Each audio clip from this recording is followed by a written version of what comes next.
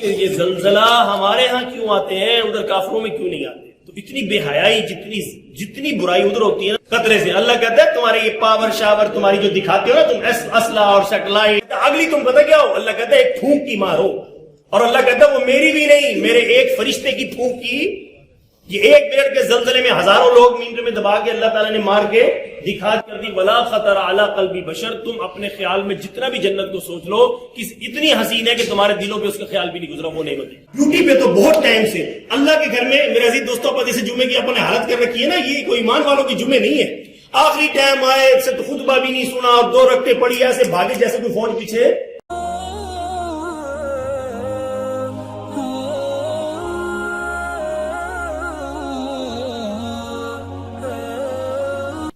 دوستو، زلزلہ کا ذکر اللہ رب العزت نے قرآن پاک میں، جو میں نے آپ کے سامنے پہلے آیت پڑھی ہے، یہاں پہ فرمایا کہ لوگو یا ایھا الناس اتقوا ربکم، اے لوگو اللہ اپنے رب سے ڈر جاؤ، ان زلزلۃ الساعۃ شیء عظیم، کہ قیامت کا زلزلہ بہت بڑی چیز ہے، بہت بڑی چیز ہے۔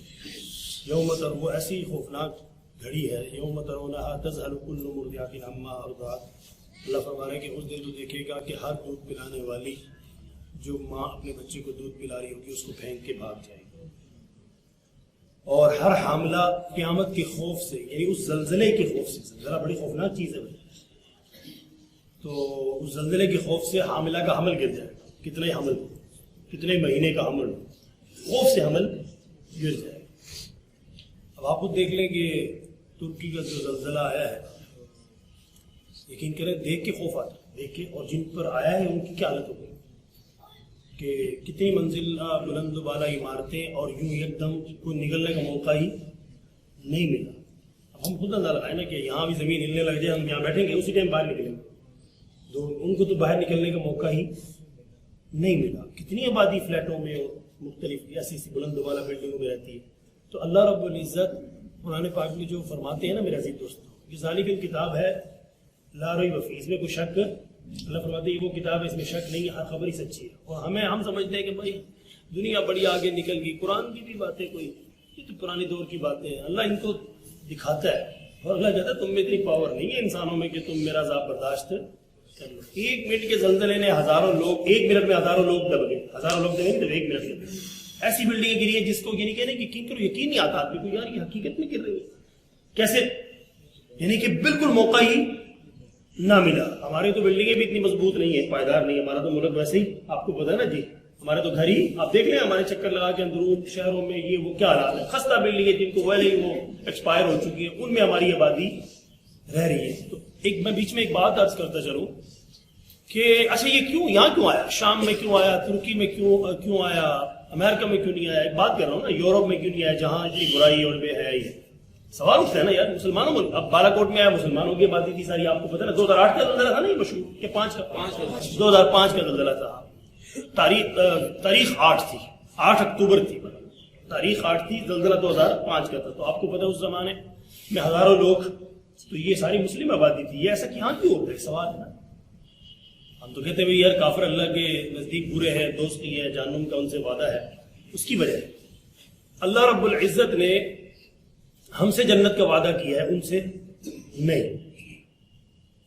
ہم سے جنت کا وعدہ ہے تو نیکی کا مطالبہ بھی ہم سے ہی، کافر سے نیکی کا مطالبہ نہیں ہے۔ مسلمان نماز نہ پڑھے تب اللہ کو غصہ آتا ہے، کافر نماز نہ پڑھے اللہ کو کوئی غصہ، مسلمان شراب پیے تب اللہ کو غصہ آتا ہے، کافر جتنی بھی شراب پیے اللہ کو کوئی پرواہ نہیں۔ مسلمان زنا کرتا ہے تب اللہ کو غصہ آتا ہے، کافر جتنا مرضی زنا کرے اللہ کو کوئی پرواہ، یہ فرق سمجھ لینا۔ کیوں؟ وجہ کیا ہے؟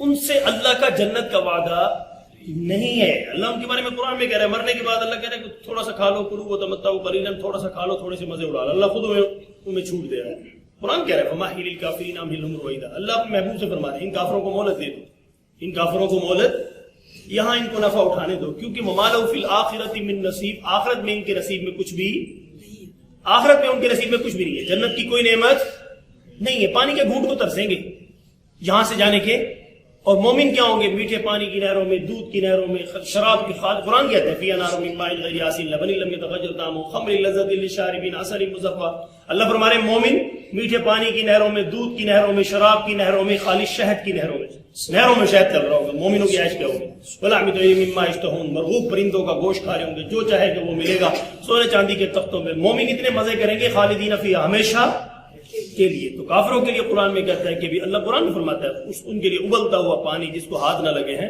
فشاربون علیہ من الحمیم فشاربون شرب الہیم. اللہ فرماتے ہیں ایسے وہ پیئیں گے ابلتا ہوا پانی کہ جیسے پیاسے اونٹوں کی طرح. تارکل سرابیل من قطران وتغشا وجوہهم النار، ان کے چہرے آگ میں جل رہے ہوں گے، تارکول کا لباس ہوگا. ان کے لیے تو ایسی ذلت کی سزائیں ہیں کافروں کے لیے. تو یہاں ہم ان کو عیش کرتے دیکھ کے نا جی ہم کہتے ہیں یار یہ عیش کر رہے ہیں تو اللہ ان کو کچھ بھی نہیں کہہ رہا تو ہم بھی عیش کر کے دیکھ لیں. اللہ کہتے ہیں نہیں، تمہیں پرمیشن. اللہ قرآن میں کہتے ہیں تمہارے لیے عیش کی جگہ اوپر بنائی ہے، تمہاری کی جگہ فہو فی عیشۃ راضیہ فی جنۃ عالیہ قطوفها دانیہ کلوا واشربوا ہنیئا بما اسلفتم فی الایام الخالیہ. اللہ ہمارے لیے بتاتا ہے کہ تمہارے لیے عیش کی جگہ اوپر بنائی ہے، میوے جھکے ہوئے. اللہ قرآن میں ان کی نعمتوں کو بیان کرتا ہے کہ مومنو تمہارے لیے سب کچھ اوپر ہے، تمہارے لیے حلال شراب اوپر تیار، تمہارے رب نے خود تیار کروا رکھی ہے حلال شراب. تمہیں حوریں پلائیں گی، تمہارے لیے سب کچھ وہاں ہے. یہاں چلو حلال پہ، یہاں پہ کس میں چلو؟ صرف حلال سے آگے پیچھے نہیں ہونا. تو ہم کافروں کو دیکھا دیکھی نا، ہم دیکھتے کلچر ان کا دیکھتے ٹی وی میں دن رات، موبائل میں ہمارے بچے، نوجوان نسل، لڑکے لڑکیاں سب نا، ہماری خواتین ان کو فالو کرنے کی کوشش کرتی ہے کہ یار ہم بھی جیسے یہ کافر مزے کر رہے ہیں ہم بھی مزے کر رہے ہیں. اب قرآن پڑھتے کوئی نہیں، قرآن پڑھے تو پتہ لگے ہمارے مزے اوپر ہے، ہمارے مزے اوپر ہے. اچھا یہاں بھی اللہ نے ہمیں مزے سے روکا نہیں ہے، لیکن یہاں پہ کچھ شرائط، کچھ پابندیاں لگائی ہیں کہ تم یہاں بھی مزے اڑا سکتے ہو لیکن ایک حدود میں، حلال میں رہ کے. کس میں رہ کے جی؟ تم حلال میں رہ کے، حلال چیزوں کو کھا کر. بکرے کا گوشت اتنا مرضی دب کے کھاؤ، بھون کے کھاؤ، جیسے بھی کھاؤ نا، ایک بات کر رہا ہوں.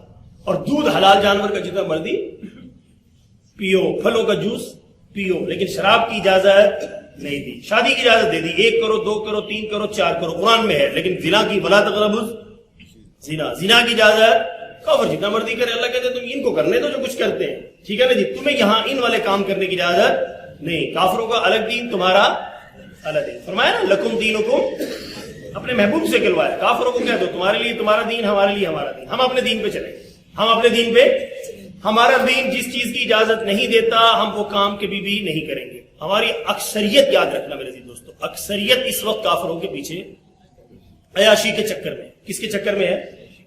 عیاشی کے چکر. یعنی اپنی ساری صلاحیتیں ان چیزوں پہ لگا رہے ہیں کہ جن کو قرآن نے بھی اس کو بار بار بیان کیا ہے کہ قرآن کا دیکھو دنیا کو بتاتا ہے دنیا میں خوبصورتی اللہ ہی نے رکھی ہے نا، لیکن اللہ ہی قرآن میں فرماتے ہیں کہ اس سے اتنا دل نہ لگانا، اس سے اتنا دل اور اس پر اتنی محنت نہ کرنا کہ تمہیں پھر چھوڑتے ہوئے پچھتاوا ہو. اب دیکھتے نہیں کہ ایمان والے کیسے شاندار ایسے گھر بنا رہے ہیں کہ جس میں کئی سال ان کی ڈیزائننگ اور باریکیوں میں پیسہ ادھر اتنا لگ رہا ہے، حالانکہ ایمان والوں کو اللہ ادھر پیسے لگانے کی اجازت نہیں دیتا. ایمان والوں کو اللہ کہتا ہے کہ تم دائیں بائیں دیکھو، کوئی غریب تو نہیں، کوئی پریشان حال تو نہیں. اس وقت آج خود مومنوں کی زندگی چیک کر لیں. یعنی فرعونی کلچر، فرعون کا جیسے تھا نا، ابھی بنی اسرائیل چاہے بھوکے مر رہے ہیں، فرعون کو پرواہ نہیں تھی. فرعون کہتا تھا ہمارا محل شاندار ہونا چاہیے. آج کے مسلمان کا مائنڈ یہ بن گیا، حکومتی لیول پہ بھی، عوامی لیول پہ بھی. جس کے پاس زیادہ پیسہ ہے نا تو وہ یہ نہیں دیکھ رہا کہ اللہ قرآن میں تو اللہ تعالیٰ نے بیان کیا ہے ان قارون کان من قوم موسیٰ، رکوع میں آپ پڑھ کے دیکھ لیں. اللہ قارون کو کہہ رہا ہے کہ میں نے تجھے جو دولت دی ہے، اس کے الفاظ ہیں آیات کے اندر، یہ یعنی کہ آیات کا خلاصہ یہی ہے. ان قارون كان من قوم موسى فبغى عليهم واتيناه من الكنوز ما ان مفاتيحه لتنوء بالعصبة اولي القوة اذ قال له قوم لا تفرح ان الله لا يحب الفرحين وابتغ فيما آتاك الله الدار الآخرة لا تنس نصيبك من الدنيا واحسن كما احسن الله اليك. یہ میں آپ کو آیت سنانا چاہ رہا تھا.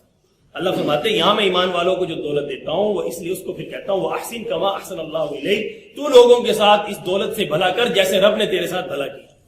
جیسے رب نے تجھے جو دولت دی ہے، دیکھو بھائی اپنی مرضی سے کما سکتے ہیں نہیں، یہ اللہ کی دین ہوتی ہے، جس کو چاہے جتنا. ورنہ اگر محنت سے پیسہ ملنا ہوتا تو آج مزدور سب سے زیادہ امیر، کیونکہ جو مزدور مشقت کرتے ہیں نا اتنا اور کوئی کرتا نہیں ہے. تو پھر اگر اس کو ملتے شام کو 800 روپے، اس میں سے وہ سارے رستے میں خرچ، دیکھو نا وہ فروٹ لے نہیں سکتا بیچارہ، 350 روپے کلو تو سیب ہے. ایک بات کرو دل میں اس کے بھی آتا ہوگا یار سیب کلو 800 روپے ملے وہ سیب لے لے گا کلو. ایک بات کر رہا ہوں ابھی گھی کا ریٹ الگ کھڑا ہے، فلاں چیزوں کا، وہ تو بیچارہ صرف دیکھ سکتا ہے، کھا نہیں سکتا. تو اللہ نے جو ہمارے ایمان والوں کو جو دولت زیادہ دی ہے تو اللہ کا اس میں مطالبہ ہے کہ تم ڈیکوریشن پہ پیسہ لگانے کی بجائے نا ضرورت پہ پیسہ ضرور لگاؤ، کوئی منع نہیں ہے. لینٹر ڈالنا ہے، گھر ہے، ڈبل سٹوری ٹرپل سٹوری بنانا ہے، مجبوری ہے، تمہارے بچے ہیں، تم ضرور بناؤ. لیکن حدیث میں ملتا ہے اللہ کہتا ہے ایسے گھر بناتے ہو جن میں تمہاری فیملی اتنی کوئی نہیں ہے, جس میں تمہیں رہنا ہی کوئی پڑے نہیں ہے. کتنے لوگوں کے گھر پڑے ویلے پڑے ملازم رہ رہے, ایسے ہمارے پاکستان میں. ان کے بنگلوں میں کون رہ رہے ہیں؟ صرف نوکرانیاں رہ رہے ہیں. گھروں کی اتنی ضرورت نہیں ہے جتنے اللہ والوں کی تعلیمات میں ملتے ہیں. ایسے گھر کیوں بناتے ہو جن میں تم نے رہنا ہی کوئی نہیں ہے؟ وہی پیسہ اگر تمہارے پاس اتنا وافر ہے, سنبھالا نہیں جا رہا, دائیں بائیں جھانکو تمہیں بہت سے غریب لوگ مل جائیں گے. ان بیچاروں کی روٹی پک جائے گی, ان کی ضرورت پوری ہو جائے گی, ان کے بچوں کی شادیاں ہو جائیں گی, ان کی بیٹیاں بیاہی جائیں گی. تو یہ ایمان. اچھا, حضرت عثمان غنی انہیں پر تو خرچ کر رہا ہے غریبوں. حضرت عبد الرحمان بھی لوگ ارب پتی تھے, لیکن مسلمانوں پر پیسہ خوب خرچ کیا کرتے تھے. تو میں آج کا یہ عنوان آپ کو بتا رہا ہوں کہ یہ زلزلہ ہمارے ہاں کیوں آتے ہیں, ادھر کافروں میں کیوں نہیں آتے. تو اتنی بے حیائی, جتنی برائی ادھر ہوتی ہے نا, تو اس کا تو ہمارے یہاں 10واں حصہ بھی نہیں ہوتی. جو کفار کے ہاں بے حیائی اور آوارگی اور شراب اور زنا جتنا عام ہے نا, وہ ہمارے یہاں نہیں ہے. لیکن اللہ ہمیں پھر بھی جھٹکا دے دیتا ہے. تو اس سے سبق ضرور لینا, اس واقعے سے سبق یقین کرو. بہت خود دل دہل گیا. اپنے بچے اسی ٹائم, وہ جو معصوم بچے دبتے ہوئے دیکھے نا, تو فوراً اپنے بچوں پہ نگاہ دوڑائی. میں نے کہا یہ ہماری آنکھوں کے سامنے دب جائے تو کیا ہم پہ. جس بچے کی ہمیں تھوڑی سی چوٹ برداشت نہیں, وہی بچے منو من ملبے کے نیچے دب جائیں اور ان کے اعضاء کاٹ کے نکال لیں. ایک سوچنے کی بات ہے نا جی, کیسی دردناک یہ کہانی ہے. اور یہ منٹوں میں کام ہوا ہے. کیا ہوا ہے؟ منٹ میں کام ہو گیا.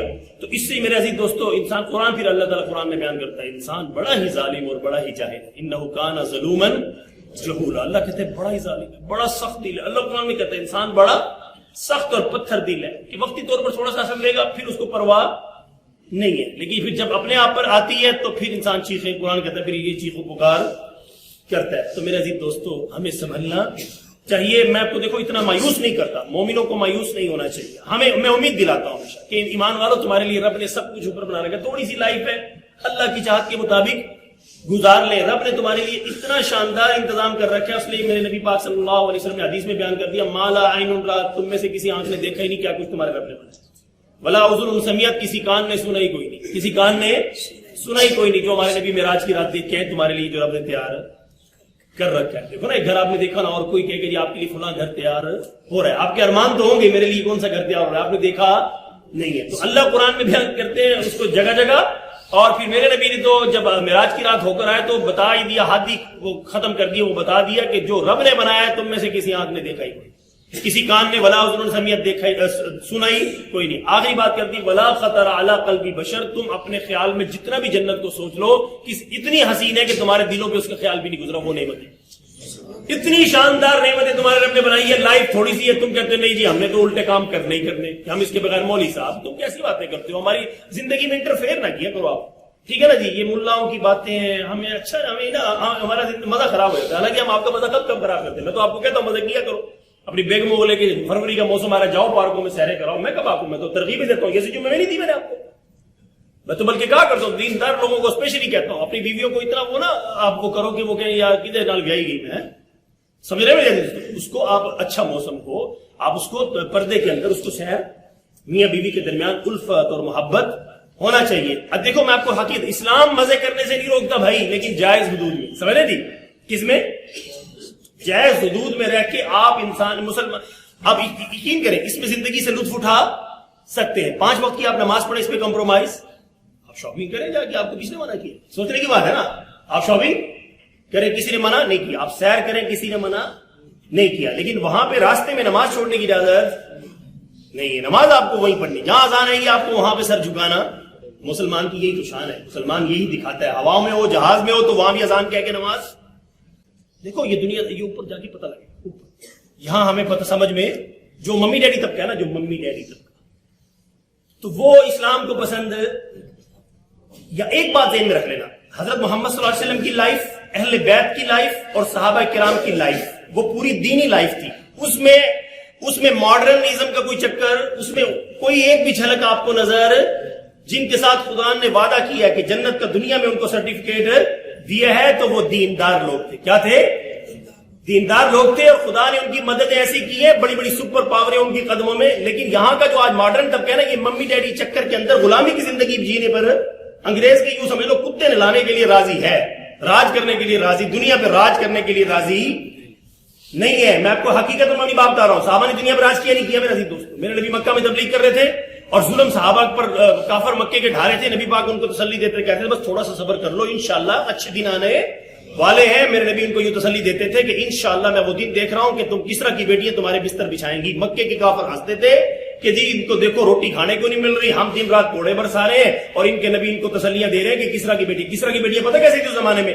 جیسے آج کون سا امریکہ کا صدر ہے, بائیڈن ہے نا, جو بائیڈن جو بھی نام ہے اس کا, ان کے نام ہی بڑے کھلتے آتے ہیں. اور اس طرح ملکہ برطانیہ کی میں تمہیں کہوں کہ ابھی تھوڑا سا اسلام پہ صبر کر لو, جھیل لو, انشاءاللہ تم دیکھو گے کہ ملکہ برطانیہ کی بیٹی تمہارے بستر بچھائے گی. تم کہو گے مولوی صاحب کیوں گلا کر دے نہیں آتے تھی کیڑی گلا کر دے پیو. نبی پاک مکہ میں مسلمانوں پر ان کے اوپر یعنی کہ کھانا پینے سے بھی تنگی تھی اور کفار کی غلامی, کیونکہ وہ ان کے غلام تھے. حضرت بلال, حضرت خباب, ان کے اوپر ظلم ڈھائے جا رہے تھے اور نبی پاک ان کو تسلیاں دے رہے تھے کہ تم تھوڑا سا صبر کر لو کہ انشاءاللہ کس طرح کی بیٹیاں تمہارے بستر بچھائیں گی. اور خدا کی قسم وہ دین پر ڈٹے رہے, زیادہ وقت نہیں گزرا اور کس طرح کی بیٹیاں نے ان کے بستر حضرت عمر کے دور میں بچھا بھی دی.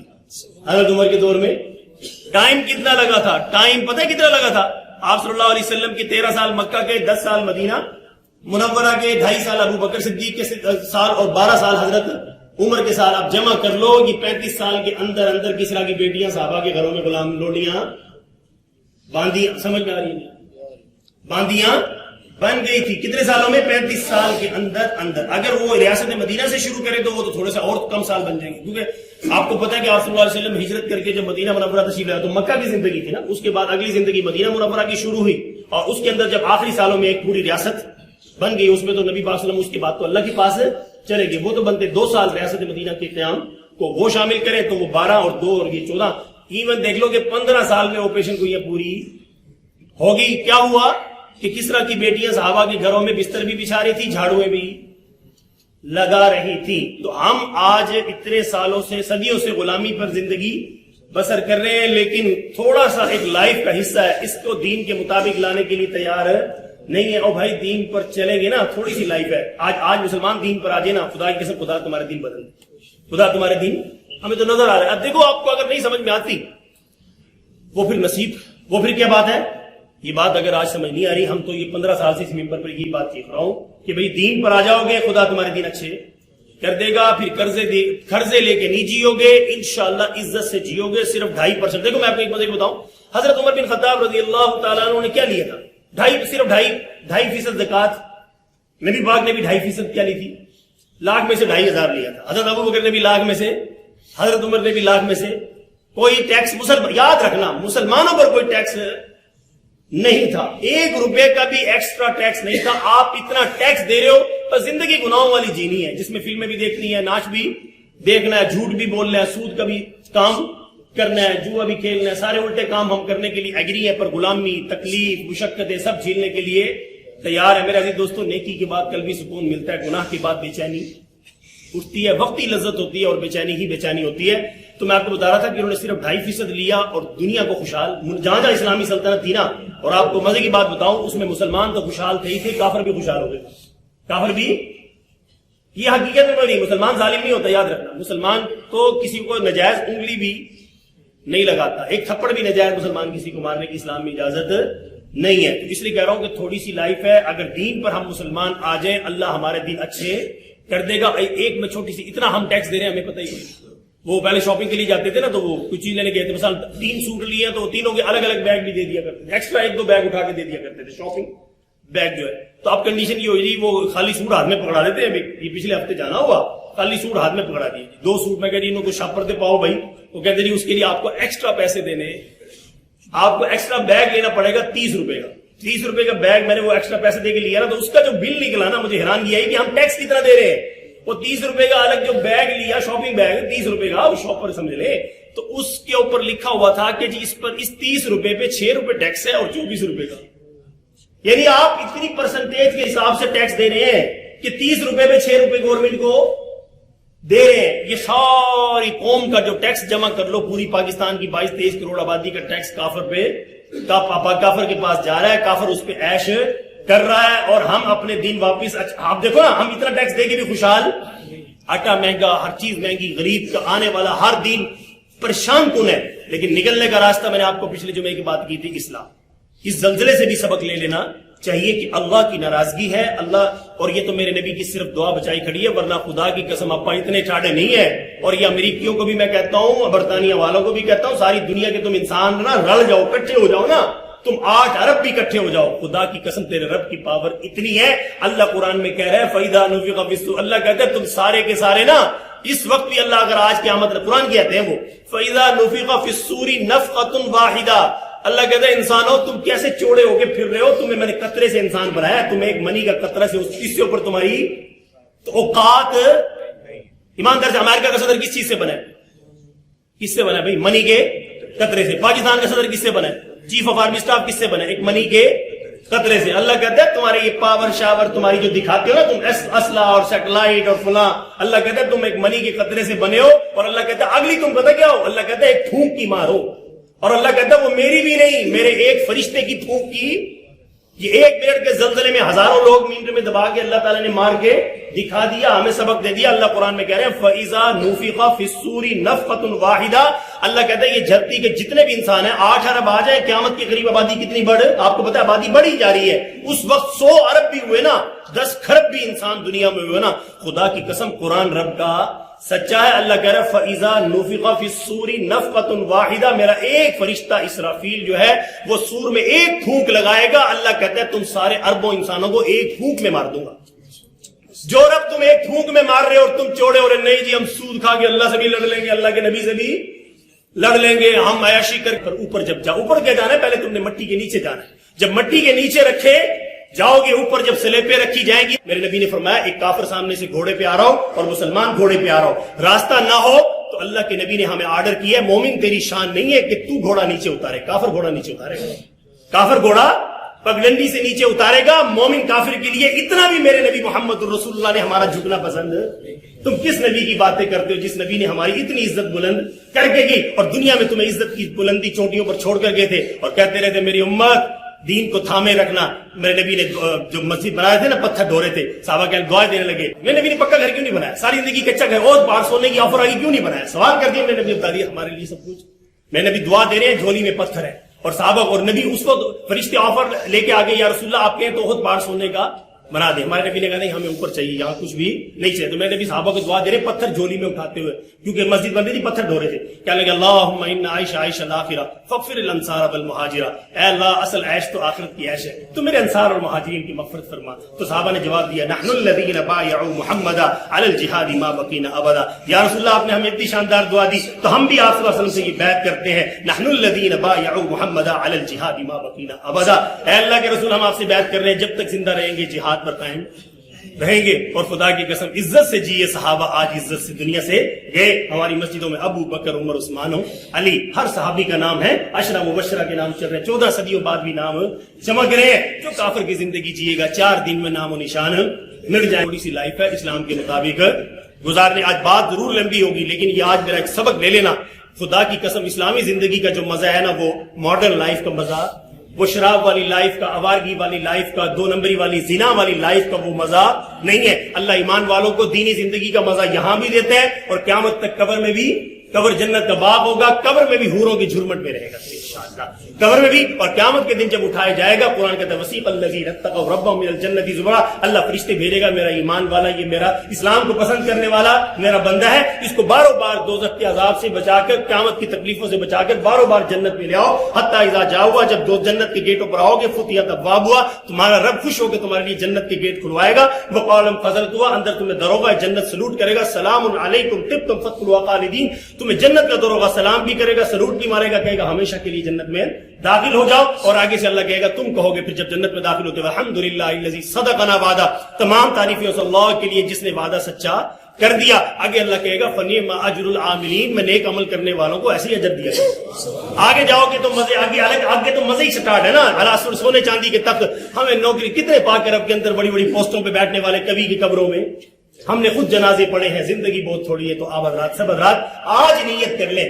میں نیت آپ دیکھو نا، یہاں تو ہمیں فکر ہوتی ہے نا، ڈیوٹی پہ تو بہت ٹائم سے اللہ کے گھر میں، میرے عزیز دوستوں پر جیسے جمعے کی اپنے حالت کر رکھی ہے نا، یہ کوئی ایمان والوں کے جمعے نہیں ہے، آخری ٹائم آئے خطبہ بھی نہیں سنا اور 2 رکعتیں پڑھی، ایسے بھاگے جیسے کوئی فوج پیچھے میرے نبی نے جمعے کی تاکید فرمائی, قرآن نے جمعے کی سورت اتاری, میرے نبی نے فرمایا سویرے سے تیاری شروع کر دو, آج جمعہ ہے, آج جمعہ ہے, تم میرے گھر میں آؤ, بیٹھو, خوب قرآن پڑھو, خوب درود پاک پڑھو, تمہارے لیے عید کا دن بنایا, جمعے کے دن قیامت قائم ہونی, اس لیے اپنے جمعے بھی سجایا کرو. کیا کرایا کرو؟ اپنے جمعے نیکی سے سجایا کرو. جمعے کے فورمات بھاگنے کی کوشش نہ کیا کریں. یقین کریں میں سنت ہے, میرے نبی کی سنت ہے کہ سنتیں میرے نبی جمعے کے بعد گھر پڑھا کرتے تھے, ورنہ میں کبھی نہ چاہتا. سمجھ رہے؟ تسلی سے جمعے کا سنتیں نوافل, ایک دن تو بھائی اتنا کما کے نا اپن ایسے ہی چھوڑ کے چلے جا رہے ہیں. تو میں کہا کرتا ہوں کہ جمعے کے دن اسپیشل کوشش کیا کرو کہ مسجد میں, ابھی میں نے اس لیے لمبا کر دیا کیونکہ شٹ ڈاؤن ہے, فیکٹری بند ہے, آپ کا کچھ ٹائم زیادہ لے لیا, کچھ میں نے آپ کو حق باتیں بتانا بہت ضروری تھی. اسلامی زندگی کا مزہ لے لو, یہاں بھی, قبر میں بھی اور آخرت میں. اسلام کے مطابق زندگی نہ گزاری تو یہاں بھی پریشانی میں مر جائیں گے, اور خدا کی قسم ساڈے بچے ساڈے قبر سے کم نہیں آئیں گے, اللہ کی قسم نہیں آئیں گے. تمہارے لیے ایک سپارہ بھی نہیں پڑے گی, خدا کی قسم سب جھوٹ ہے, فراڈ ہے, کوئی بھی نہیں پڑھتا. اپنے لیے نہیں پڑھتے. اس مسجد میں 15 سال سے دیکھ رہا ہوں 3 بندے قرآن پڑھتے اور کوئی پڑھتا ہی. رمضان میں منتیں کر کے کھلاتا ہوں, 10 منٹ دیں گے وہ بھاگ جائیں گے. تمہارے لیے کون پڑھے گا جو کرنا ہے ابھی؟ اب موبائل کا دور آ گیا, اب قرآن بچوں نے چھوڑ دیا ہے, اب جو پڑھ رہے ہیں خود ہی پڑھ لو. جو نیکی کرنی ہے اسلام کو سینے سے لگا, اسلام کو, نبی پاک تمہیں حوض کوثر پہ سینے سے, خدا کی قسم لگائی.